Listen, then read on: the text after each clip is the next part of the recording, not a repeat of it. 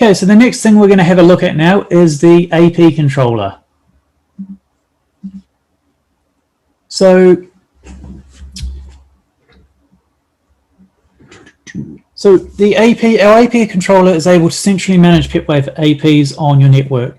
This allows you to push SSIDs out to multiple APs from one central device. It also allows you to change passwords from the same central location.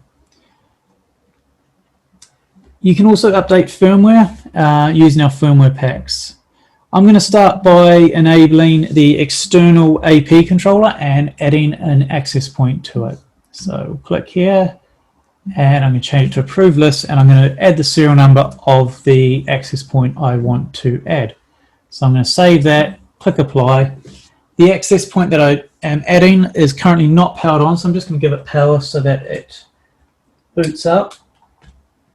And then within a minute or so, it should be adopted. Yeah, so this AP will automatically be found on the network and be adopted by the MBX. If the access point is already booted up, it might take longer. So if you want the AP to be adopted quicker, save the serial number first and then connect the access point to the network.